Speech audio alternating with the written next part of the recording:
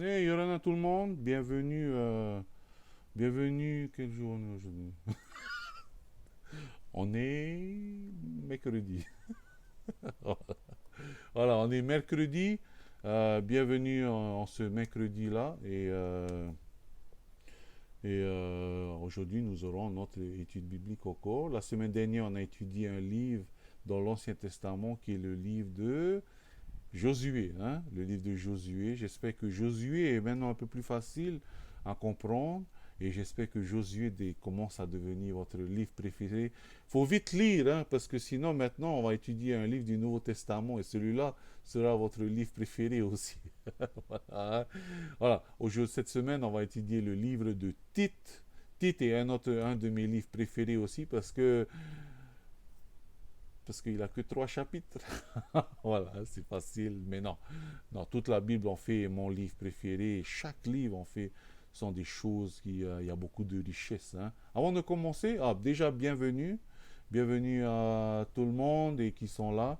Et encore c'est un privilège pour moi de vraiment vous enseigner ce qu'on m'a enseigné, hein. Vous enseigner ce qu'on m'a enseigné dans le but que vous puissiez enseigner aussi, hein. Pas garder seulement ces choses, non. On m'a enseigné, vous enseignez, maintenant vous pouvez enseigner, voilà, hein. Voilà, et si vous avez des questions, bien sûr, n'oubliez pas de poser vos questions. Si vous avez un commentaire, mettez vos commentaires. Si vous avez un like, si vous aimez bien, n'oubliez pas de mettre un like en bleu, voilà, hein. Avant de commencer, je vais faire une prière et ensuite on va commencer notre étude, hein, voilà. Seigneur mon Dieu Tout-Puissant, je veux te remercier pour ta grâce et je veux te remercier pour ta bonté. Je te remercie encore de ces moments-là, ce temps où tu nous donnes pour pouvoir enseigner, apprendre ta parole et me permettre d'enseigner pour que eux aussi puissent enseigner un jour, hein. Seigneur, je te remercie d'ouvrir nos yeux, d'ouvrir nos cœurs à ta parole et de nous faire comprendre en fait le message que tu nous as donné. Gloire et honneur te soient rendus et je te demande de bénir ce temps qu'on a ensemble ici, de chaque côté de l'écran et que ton nom soit glorifié. Prépare mon cœur à enseigner, prépare leur cœur à entendre. Au nom de Jésus-Christ. Amen. Voilà. Alors, bienvenue encore tout le monde. Bienvenue aujourd'hui. Un privilège, comme je vous l'ai dit, aujourd'hui on va étudier un livre du Nouveau Testament. Comme je répète encore, on va étudier chaque semaine un livre de la Bible. Ok.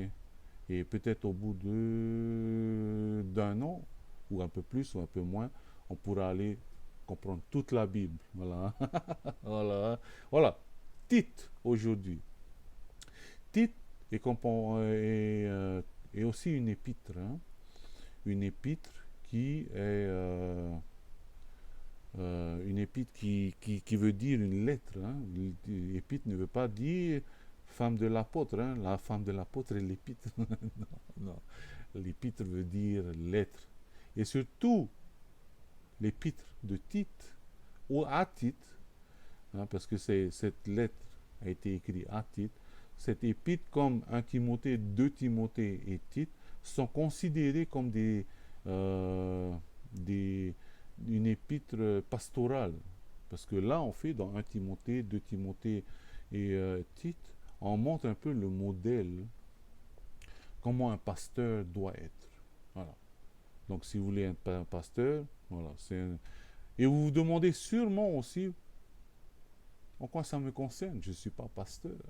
Au contraire, maintenant que vous êtes chrétien, d'un degré ou pas, plus grand degré, moins degré, vous êtes pasteur, hein, parce que à un moment donné, qu'est-ce que veut dire pasteur, hein? Qu'est-ce que veut dire pasteur en fait?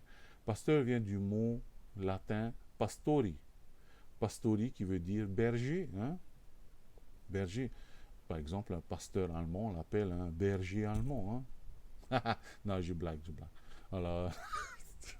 Ah là là. Voilà, donc si vous êtes un pasteur, si vous êtes un pasteur, où j'en étais déjà. Voilà. D'un degré ou pas, chacun de nous, nous sommes pasteurs. Parce que pasteur, comme je dis, pastoré veut dire berger, berger veut dire en fait celui qui donne à manger. Un berger donne à manger. Et celui qui donne à manger à ses brebis, à ses agneaux. Hein. Et d'un degré d'importance ou moins, vous aussi, en tant que chrétien, devez pouvoir donner à manger spirituellement. Que ce soit à vos enfants, que ce soit à votre époux ou épouse, que ce soit à vos collègues de travail, que ce soit à quelqu'un dans le truck, hein, truck, ça n'existe plus le truck, hein, dans le bus, voilà, je ne sais pas moi, à n'importe qui demande. Voilà. Et donc, vous-même, êtes pasteur aussi. Bien sûr, Tite s'adresse aux pasteurs, les dirigeants de l'Église, ceux qui s'occupent de l'Église, hein, pas qui dirigent, mais qui s'occupent. Voilà. Et donc voilà, le livre de Tite. On va parler un tout petit peu de Tite, et ensuite on va commencer notre étude biblique aussi. Hein, voilà. Tite, comme je vous l'ai dit, avec 1 Timothée et 2 Timothée, est une épître pastorale.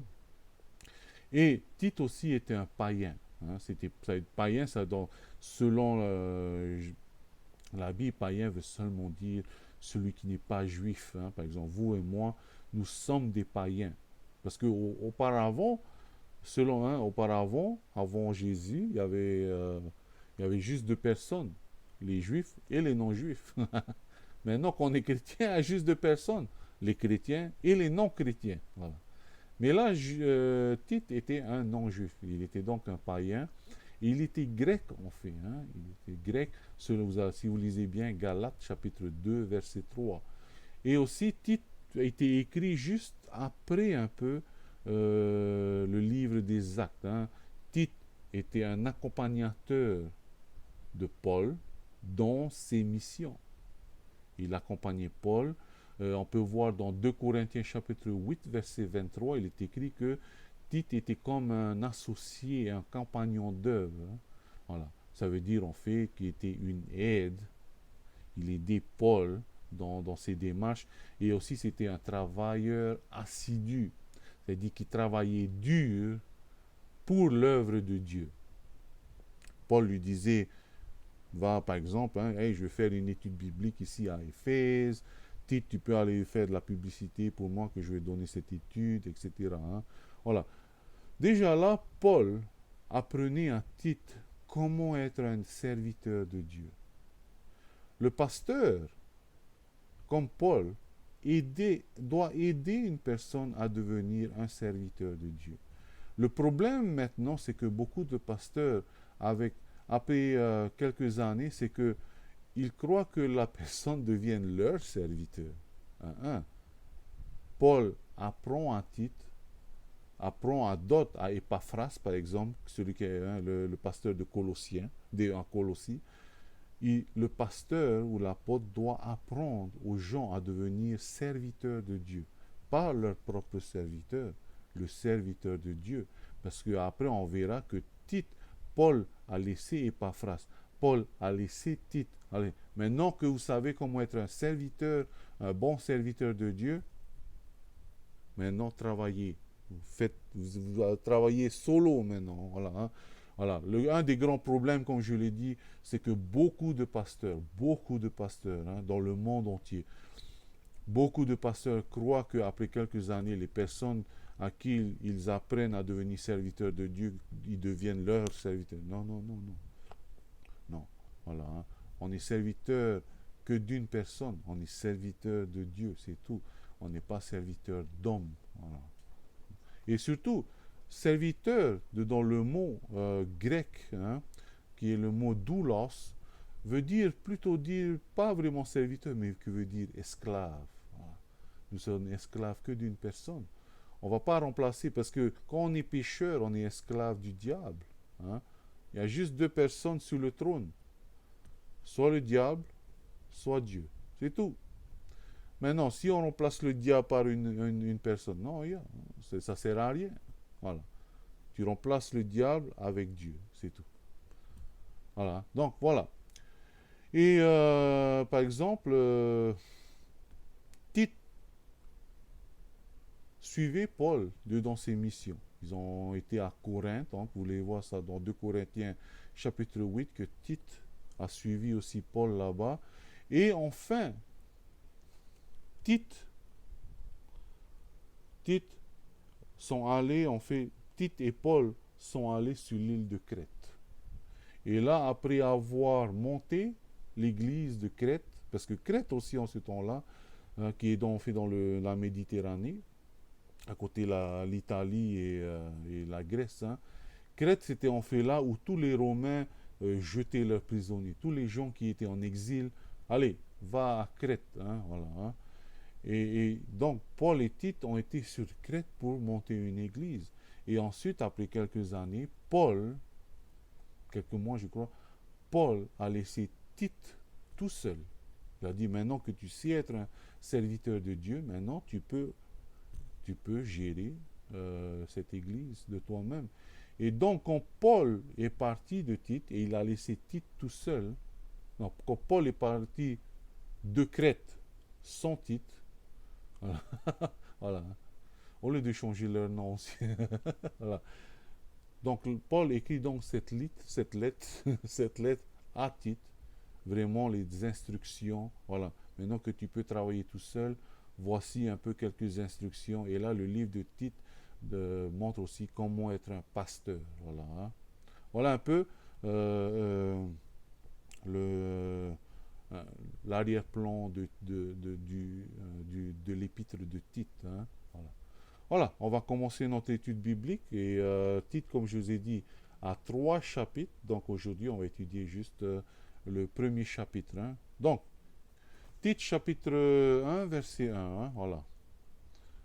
Paul, serviteur de Dieu et apôtre de Jésus-Christ, pour la foi des élus de Dieu et la connaissance de la vérité conforme à la piété.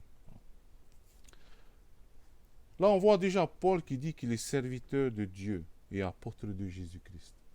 Le mot serviteur, comme j'ai dit, est doulos. Doulos veut dire esclave. Vous savez qu'en Israël, avant, il y avait toujours des esclaves, mais ce n'est pas les esclaves comme on voit, par exemple, il y a eu aux États-Unis, ou esclaves qu'il y a en Afrique, par exemple, les gens qui sont enchaînés. Non, les esclaves, selon la Bible, comme il est dit dans Lévitique et Nombre, les esclaves sont différents en fait. En fait, quand tu es esclave en ce temps-là, c'était que tu devais de l'argent, tu devais du bétail, par exemple, par accident, tu as tué quelques vaches comme ça de certains propriétaires et que tu ne peux pas payer cette personne. Donc, tu te portes volontaire pour être esclave de cette personne jusqu'à ce que les choses, tout soit remboursé. Voilà un peu esclave avant, hein, au temps de Jésus.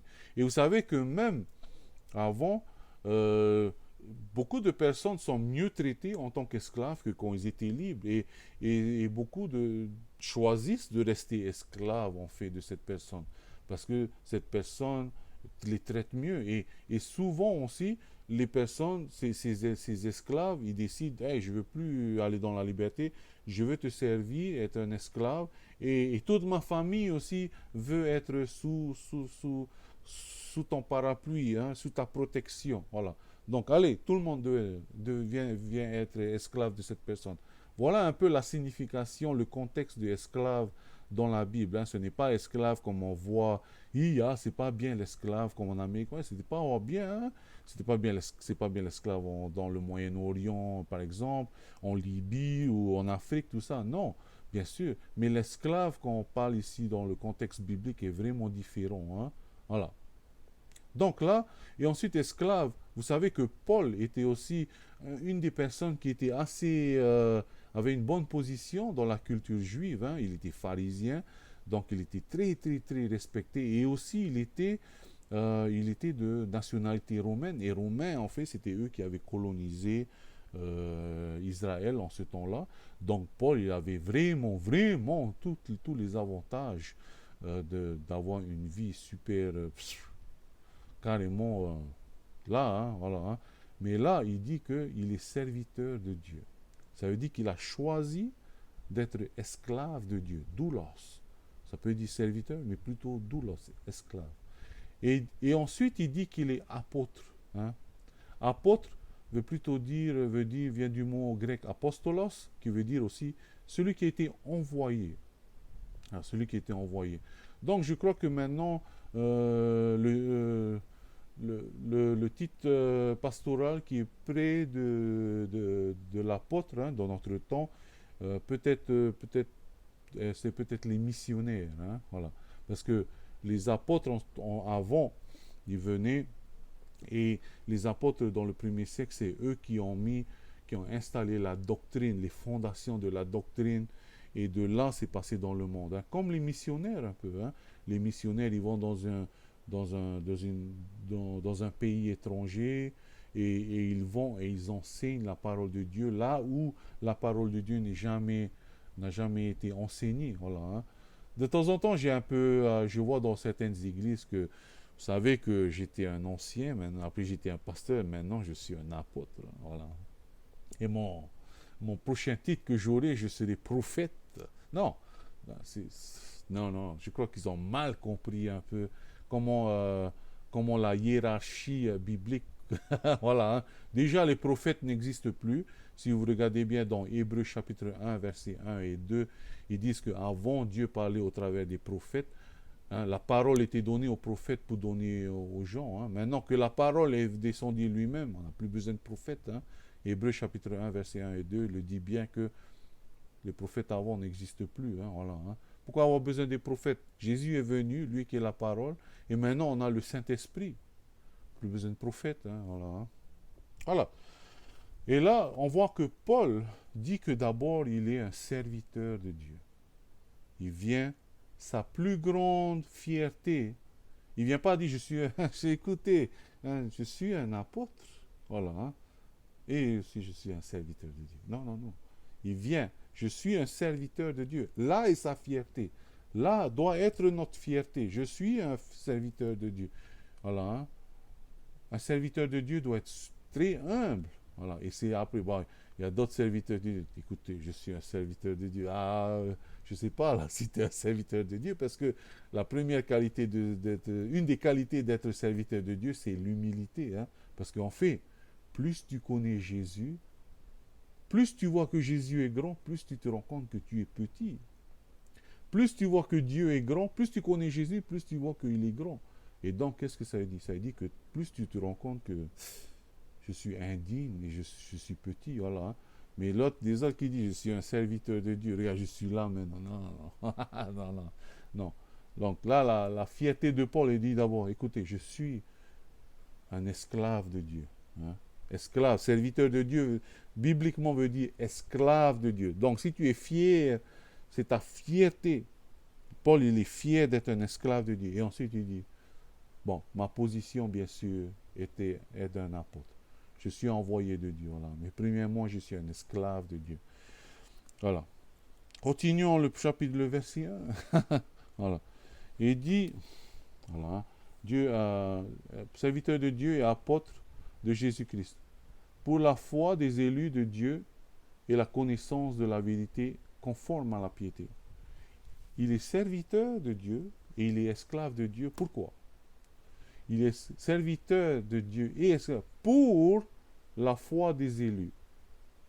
Ça veut dire que il n'est pas là pour le titre. Il n'est pas là pour dire que c'est moi le boss de l'église. Il n'est pas là pour avoir de beaux habits, pour se faire respecter. Non. Paul dit qu'il est là pour la foi des élus de Dieu. Il est là pour augmenter la foi des chrétiens. C'est là le travail du serviteur de Dieu. C'est là le travail des apôtres de Dieu. C'est d'augmenter leur foi. Ce n'est pas pour dire, voilà, maintenant je suis un serviteur de Dieu, maintenant tu devras faire ça pour moi. Hein. Parce que si tu ne fais pas ça pour moi, je vais dire à Dieu ce que tu as fait en moi. Non.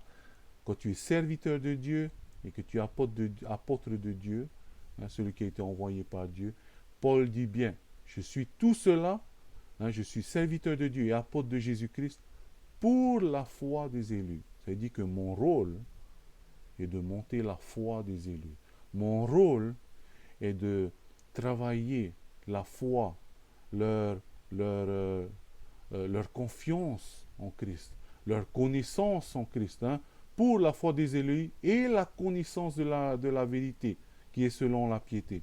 C'est-à-dire, le rôle du pasteur, déjà au verset 1, il doit être pour monter la foi des élus et monter la connaissance des gens vers Jésus, hein, de la vérité. Parce que Jésus a dit, je suis le chemin, la vérité et la vie. Donc on dit que la connaissance de la vérité, ça veut dire qu'il est là pour faire connaître aux gens Jésus. Pas pour faire connaître aux gens, hein, je sais qu'il y a beaucoup de personnes qui racontent leur vie. Hein, je connais beaucoup de pasteurs que je peux écrire maintenant leur biographie tellement j'ai entendu leur vie dans leur prédication. Hein. Voilà. Voilà. Hein. Ça y est. Mais bon, je ne connais pas grand-chose de Jésus, mais je connais bien le pasteur. Là. Je peux écrire sa vie là maintenant. Non. Le rôle du pasteur est de monter la foi des élus et de faire monter leur connaissance dans Jésus, qui est la vérité. Voilà. Voilà, on continue. Verset 2. Verset 2. Voilà. Lesquels reposent dans l'espérance de la vie éternelle. Il a manifesté sa parole en ce temps par la prédication qui m'a été confiée d'après l'ordre de notre Seigneur. À titre, mon enfant légitime, en notre foi, comme une foi, grâce et paix de la part de Dieu, le Père et du Christ Jésus, notre Sauveur. Voilà. Là, il dit que Tite, c'est son enfant légitime. Pourquoi? Mes frères sont mes frères sont mes frères, mes parents sont mes parents. Pourquoi? On a le même sang qui coule. Voilà. Mais en même temps, mes parents sont aussi mes frères en Christ. Hein. Voilà. Vous êtes mes frères en Christ. Je suis votre frère en Christ. Pas à cause du même sang qui coule, mais à cause, on a tous le même objectif. On partage tous la même foi et on a tous le même objectif qui est Jésus et on a tous ce même esprit. Voilà. Donc c'est pour cela que Paul il dit que Tite est mon fils légitime à cause de cette foi, en fait, cette foi commune. Et cette foi commune est la grâce qui est dit que Dieu nous a sauvés parce qu'il est bon. Hein? Pas à cause de juste parce que je mérite, parce que personne ne mérite. Je peux obéir le sabbat et aller à toutes les 7 jours sur 7 dans les études bibliques, lire ma Bible tous les jours. C'est pas ça qui va me sauver, c'est juste la grâce de Dieu qui me sauve. Il n'y a rien en moi qui est bon. Hein? Je suis bon à rien, mais il n'y a rien en moi qui est bon. Hein? Vous êtes bon à rien. Non, je blague. Non, parce que je vois certains qui m'ont jugé là. Non. Non, vraiment, en moi, il n'y a rien de bon. La seule chose qui est bon en moi, c'est Jésus-Christ. C'est tout. C'est lui qui me rend. Et quand Dieu voit maintenant, il ne voit pas en moi. Hey, regarde Matthieu là. Il a lu 7 fois sa Bible aujourd'hui. 2 points. Pour venir au paradis. Montre un peu plus de rang. Non, non, non. Dieu voit seulement Jésus qui est en moi. Et c'est la seule chose qui m'aide à venir. C'est ça la grâce. Voilà. Hein. Grâce et paix de la part de Dieu. La paix, bien sûr, c'est là le contentement. Et le Père du Fils Christ Jésus. Voilà. Maintenant, il dit à Tite, je t'ai laissé en Crète, hein, afin que tu mettes en ordre ce qui reste à l'église. Ça veut dire, qu'est-ce que ça veut dire déjà? Ça veut dire que quand Paul est parti, là, c'était un peu quand même c'était pas bon, en bon ordre, hein, voilà. Et que selon mes instructions, tu établisses des anciens dans chaque ville. Voilà. Hein. Le mot ancien ici est presbyteros, qui veut dire aussi pasteur. Voilà. Hein. Qu'est-ce que ça veut dire? Avant de comprendre tout ça, il faut vraiment comprendre aussi comment était l'église du premier siècle. Par exemple, là maintenant, aujourd'hui, l'église qu'on connaît tous ici, c'est que il y a l'église, ensuite il y a les diacres qui servent, ensuite il y a tel ministère, ensuite il y a l'ancien, et ensuite il y a peut-être le comité, et ensuite il y a le pasteur. Hein, voilà. Avant, c'était différent. C'était pas comme ça avant. Avant, l'église avant, c'était pas organisé comme ça. C'était pas structuré de telle manière. Les gens, il n'y avait pas d'église. Hein. Il n'y avait pas d'église. Hein. Il y avait les synagogues juives. Les églises, en fait, c'était les personnes qui acceptaient de faire les études bibliques dans leur maison. Comme les cellules. Hein. comme les cellules. Donc avant, les gens, ils acceptaient les gens, les personnes qui acceptaient les gens venir étudier la parole de Dieu dans leur maison. Cette personne, en fait, était un ancien, celui qui invitait les gens à venir chez eux. Voilà. Celui qui invitait les gens à venir chez eux, lui, c'était un ancien. Et lui aussi, là, devait connaître la parole de Dieu. Lui, c'était un ancien. Et bien sûr, il y a un chrétien qui vient aider l'ancien aussi, et on appelle cette personne qui aide l'ancien un diacre. Il aide dans les choses matérielles. Le serviteur dans l'Église est un diacre. Ce qui veut dire aussi que l'ancien est aussi un diacre. Parce que diacre veut dire diakonos, qui veut dire seulement serviteur aussi. Donc si tu es par exemple serviteur dans l'Église, tu vas et tu apportes la parole de Dieu. Hein, pas serviteur. Bon, on dirait que maintenant les gens sont un peu confus. Hein. Si tu es serviteur juste dans ce bâtiment, là tu es un diacre. Non, non. Quand tu es serviteur aussi dans l'Église, parce que l'Église, vraiment, qu'est-ce que c'est? L'Église est composée de tous les chrétiens pour la parole de Dieu. Par exemple, si tu partages quotidiennement la parole de Dieu au travail, hein, ça ne veut pas dire qu'il faut taper les gens avec la Bible. Hein, voilà, hein, voilà, hein. Tu vas apprendre la parole de Dieu? Non, non, non, non. Partager. Partager, ça veut dire, eh bien, j'ai quelque chose à te montrer, hein, au lieu de taper les gens sur la tête avec la Bible. Hein, voilà, hein. Non, il y a des façons d'apporter la parole de Dieu. Hein. Par exemple, si vous apportez la parole de Dieu, vous partagez la parole quotidiennement ou de temps en temps avec les gens, ben, vous aussi, vous êtes serviteur dans l'Église, parce que l'Église, ce n'est pas le bâtiment, l'Église, c'est l'ensemble des chrétiens. Vous donc aussi être un diacre. Mais en ce temps-là, les gens, c'était des diacres, voilà. Hein. Et là, on parle des anciens, hein, que tu établisses des anciens dans chaque ville. C'est-à-dire dans chaque ville, essaie de trouver quelqu'un qui puisse nous recevoir et pour qu'on puisse partager la parole de Dieu.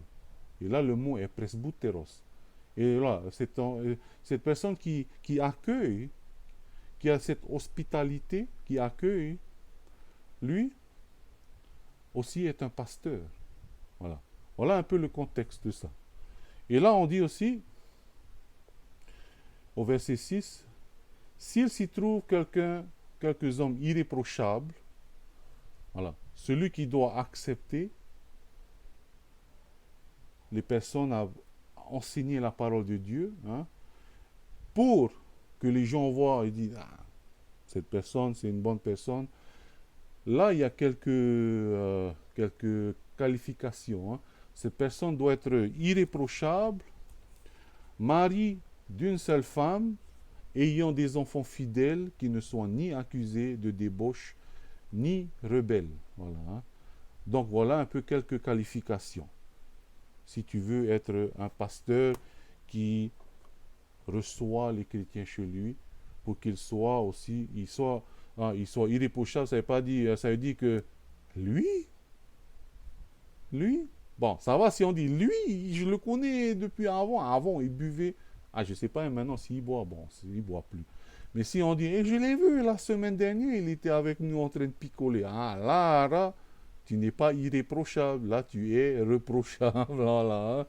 Mari d'une seule femme. Hein? Mari d'une seule femme, ça veut dire en tout. Ouais, hein? Il y a d'autres qui disent, ouais, je me souviens d'une histoire en Afrique. Je suis marié d'une seule femme. Bon, j'ai une femme ici, d'une seule femme, mais j'ai une femme là-bas aussi. Non, non, non. Marié d'une seule femme en tout, voilà. Hein? Voilà. Ayant des enfants fidèles, ça veut dire que des enfants... parce que nous aussi, ceux qui sont pasteurs, hein, pas nous, vous aussi, hein, pour vraiment partager la parole de Dieu, il faut que les gens puissent voir aussi que soyez un bon exemple. Voilà. Pour qu'ils puissent prendre, avaler la parole de Dieu. Si dit, si imaginez que vous êtes une personne violente et commencez à prêcher la paix de Dieu, cette personne, il va se battre partout, il va être terreau, il frappe sa femme et là il commence à me prêcher de la paix.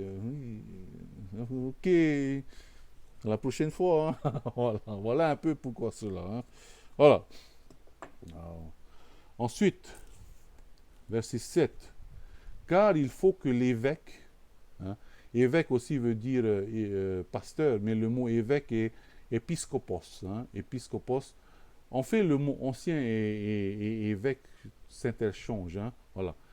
Mais ancien veut dire plutôt en âge, en sagesse. Et épiscopos, c'est aussi pasteur, mais aussi plutôt un peu moins, mais par exemple, c'est lui qui conseille aux gens. Voilà, hein, voilà. Voilà, car il faut que l'évêque soit irréprochable comme économe de Dieu. Hein, qu'il ne soit ni arrogant, ni colère, ni adonné au vin, ni violent, ni porté à un gain déshonnête. Voilà. Donc, irréprochable, ça veut dire accusé de rien, en fait. Hein, voilà. Voilà. Donc, ça, c'est verset 7. Verset 8. Mais qu'il soit hospitalier, hein, ami des gens de bien, modéré, juste, saint et tempérant. Voilà. Dans le contexte, quand on dit qu'il soit hospitalier, comme je vous l'ai dit, le mot hospitalier, en fait, l'Église avant, c'était les gens qui, qui acceptaient aux chrétiens de faire leur étude biblique dans leur maison. Hein. Voilà. Faire leur étude biblique dans leur maison. Et donc, il est hospitalier. Mais quand tu es hospitalier, ça veut dire que il est là, il sert bien. Hein. Au lieu de dire, viens dans mon église, mais mets tes mains, attention, ton fils, il éternue trop, tu tousses trop. Non, là, tu n'es plus hospitalier. Hein. Voilà. Non. Là, il dit que il faut que tu cherches dans chaque ville des gens qui puissent nous accepter. Hein. Ces personnes que tu acceptes sont des évêques, comme on dit, ou des anciens. Hein. Bon, ces deux mots, comme j'ai dit, s'interchangent. Voilà. Mais ça veut dire, en fait, évêque et ancien veut dire pasteur, en fait. Hein. Voilà. Et il dit, il faut que ces gens aussi qui nous acceptent soient hospitaliers. Hein. Il faut que ces gens... Voilà. Maintenant, ça a changé. De dire, hey, tu es un pasteur, je peux dormir chez toi, parce que là, on a dit, il faut que tu sois hospitalier. Non. Dans le contexte, c'est les gens qui reçoivent les études bibliques chez eux. Voilà. De temps en temps, on dit, hey, bon, merci d'être venu, vous voulez quelques amoura, quelque chose à manger, etc. Non. Voilà. Ami des gens de bien, donc il est toujours ami avec des gens, il est juste, il est modéré et il est tempérant. Hein. Verset 9, voilà. Attaché à la vraie parole, donc on fait, la Bible dit au verset 9 que le pasteur doit être attaché à la vraie parole. Ça veut dire qu'il ne laisse pas. Hein. Par exemple, je vous donne un exemple, il y a beaucoup de pasteurs aussi, ils commencent à prêcher la parole de Dieu, ensuite ils s'en vont dans des histoires qui n'ont rien à voir avec la parole de Dieu, ils commencent à parler de leur enfance et ensuite ils passent 20 minutes dans leur enfance, de parler comment leur famille est, et en fait dans toute la prédication, tu as entendu que 5 minutes de la parole de Dieu et 30 minutes de leur biographie. Hein, voilà. Mais là, il est dit que il faut qu'ils soient attachés à la vraie parole telle qu'elle a été enseignée. Hein. Donc, ça veut dire que, comme on m'a enseigné, il faut que je puisse enseigner. Voilà. Hein. Afin d'être capable d'exhorter selon la saine doctrine et de réfuter les contradicteurs. Ça veut dire qu'il faut bien connaître aussi. Le pasteur doit bien connaître la parole de Dieu pour pouvoir, en fait, répondre à ceux qui disent que non, vous savez, la parole de Dieu, c'est que des fables, etc. Et surtout, comme je vous ai dit, hein,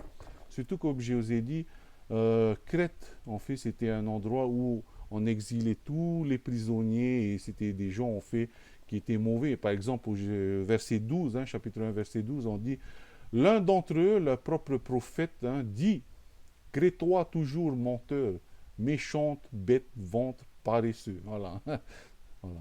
En fait, Paul, il parlait en fait de Épiménides.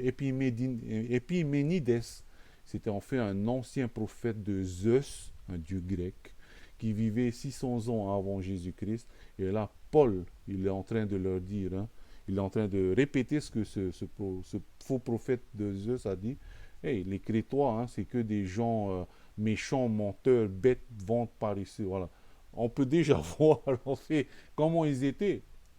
Et là, Paul dit, à titre, quand tu vas aller à Crète, il faut faire attention. Hein. Il faut que ces personnes qui nous acceptent dans leur maison puissent aussi réfuter ces personnes qui croient en Zeus aussi. Voilà. Pourquoi Zeus? Pourquoi je ne dois pas croire en Zeus maintenant, en Zeus, mais je dois croire en ton Dieu?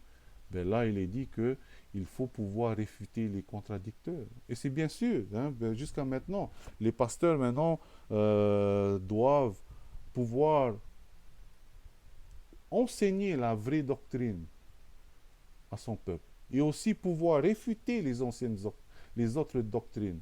C'est pour cela que je suis un peu contre beaucoup de chrétiens qui disent il faut respecter toutes les religions. Non, si une religion dit qu'ils sont chrétiennes mais qui prêchent une fausse doctrine, il faut pouvoir réfuter. La Bible dit, Tite chapitre 1, verset 9, que il faut pouvoir réfuter les autres doctrines. Il ne faut pas respecter les autres doctrines. Hein? Est-ce que tu dois respecter quelqu'un qui te ment? Par exemple, je prends les musulmans, par exemple. Hein? Ils croient en Jésus, mais un Jésus qui est un prophète, c'est tout. Pas un Jésus qui est Dieu. Est-ce que je dois accepter tout cela? Est-ce que je dois accepter qu'on dise des choses qui sont des mensonges sur Jésus? Non, bien sûr, je dois pouvoir réfuter. Par exemple, les Mormons qui disent que Jésus est le frère de Satan. Est-ce que je dois accepter cela? Non. Il faut que je puisse réfuter en utilisant la parole de Dieu. Hein. Bien sûr, je vais réfuter avec amour, mais en utilisant la parole de Dieu. C'est tout. Hein. Voilà. Hein. Voilà un peu pour le chapitre 1, chapitre 1 verset 1. Voilà. Voilà, on va arrêter là. La prochaine fois, on va continuer les 2 prochains chapitres. Ah, titre, c'est beau, hein, voilà. Hein. J'espère que tout va bien, voilà. Hein. Mais voilà, on va étudier verset par verset, voilà. Hein. Voilà, je vais terminer par une prière, mais avant cela, je vais vous souhaiter une bonne soirée et que Dieu vous bénisse. Et relisez Tite chapitre 1. Et n'oubliez pas pour demain aussi, Pasteur Pâques, on va continuer le chapitre 8 de l'Apocalypse. Hein. Je termine par une prière. Hein. C'est mon Dieu Tout-Puissant, je te remercie pour ta grâce et je te remercie pour ta bonté. Que ton nom soit glorifié, que ton nom soit béni. Guide-moi et protège-moi. Guide ces personnes de l'autre côté. Garde-les. Merci pour tout, Seigneur, pour ta parole. Et je te remercie et je te demande de bénir le reste de cette soirée, de cette semaine. Et encore, nous voulons être là pour ta gloire. Dans le nom de Jésus-Christ. Et encore, nous voulons aussi aide-nous à être meilleurs, ton serviteur. Aide-nous à être meilleurs esclaves de toi, Seigneur. Dans le nom de Jésus-Christ. Amen. Que Dieu vous bénisse.